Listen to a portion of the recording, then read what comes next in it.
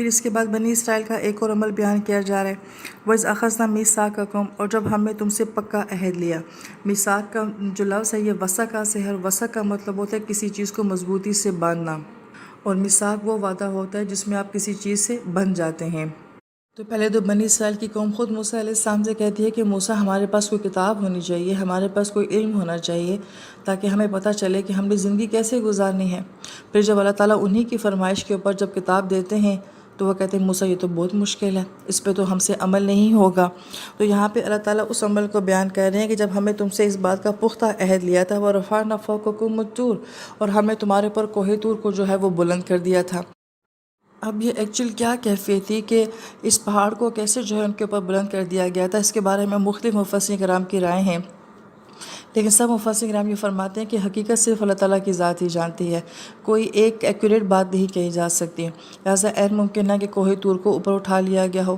جیسے پہاڑ کی چوٹی کے اوپر بہت زیادہ بادل ہوتے ہیں، گرج ہوتی ہے، چمک ہوتی ہے، اس کیفیت کو جو ہے وہ پہاڑ کے اٹھائے جانے کے ساتھ بیان کیا جا رہا ہے۔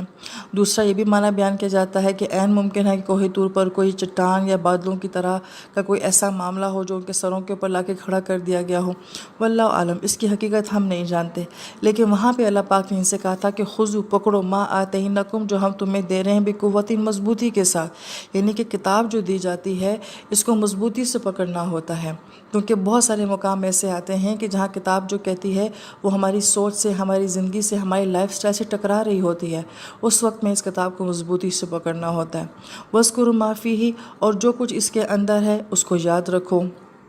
گویا کہ کتاب کے ساتھ دو عمل بتائے جا رہے ہیں، ایک اس کو خود اٹسیلف انسان کو جو ہے مضبوطی کے ساتھ پکڑنا ہوتا ہے، پھر اس کتاب کا مذاکرہ جو ہے، اس کا بیان جو ہے وہ دوسروں کے ساتھ کرنا ہوتا ہے، اور علم چیز ہی ایسی ہے کہ پہلے خود سیکھی جاتی ہے پھر آگے دوسروں کو دی جاتی ہے۔